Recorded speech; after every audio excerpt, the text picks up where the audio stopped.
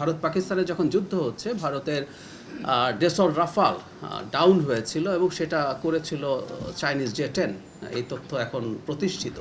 সুতরাং চায়নার তৈরি একটা মাল্টিরোল ফাইটার এখন পৃথিবীর রাফালকে বলা হয় 4.5 জেনারেশনের সবচেয়ে আধুনিক ফাইটারগুলোর একটা, তার সাথে কমব্যাট সিচুয়েশনে খুবই ভালো করেছে। সো বাংলাদেশ সেদিকে মনোযোগ দিয়েছে এবং আশা করা যায় আমরা এই পথে খুব ভালোভাবে এগিয়ে যাচ্ছি। বাহিনীর আধুনিকায়নের কথা আছে, আমরা এর মাধ্যমে এই আধুনিকায়নের পার্ট হিসাবে বিভিন্ন মডেলের চতুর্থ প্রজন্মের MRCA, multirole combat aircraft, fighter aircraft, attack helicopter, VIP helicopter, UAV system সহ এগুলো চলমান রয়েছে। এই অর্থ বছরে বাজেট সাহায্য পাওয়া গেলে সেটা করা হবে, আদারওয়াইজ পরের বাজেটে এটা চলে যাবে।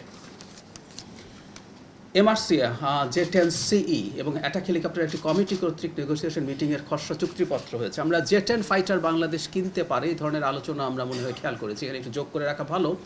সাম্প্রতিক একটা রিয়েল এক্সপেরিয়েন্স আছে কমব্যাট সিচুয়েশনে। ভারত পাকিস্তানের যখন যুদ্ধ হচ্ছে ভারতের ডেসর রাফাল ডাউন হয়েছিল এবং সেটা করেছিল চাইনিজ জে-10। এই তথ্য এখন প্রতিষ্ঠিত।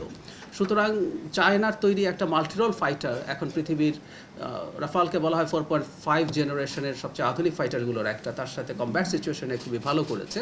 সো বাংলাদেশ সেদিকে মনোযোগ দিয়েছে এবং আশা করা যায় আমরা এই পথে খুব ভালোভাবে এগিয়ে যাচ্ছি। একটা কথা বলে রাখা ভালো, সিমিলার কোয়ালিটির, এটা আমরা রাফাল বলি বা ইউরো ফাইটার টাইফুন বলি, ইউরোপিয়ান যে ফাইটারগুলো আছে তার তুলনায় চাইনিজ ভ্যারিয়েন্টগুলো, চাইনিজ ফাইটারগুলোর দাম তুলনামূলকভাবে অনেক কম, কিন্তু আবারও বলছি সেটা একেবারে মুখোমুখি কমব্যাট সিচুয়েশনে সে বেটার পারফর্ম করেছে।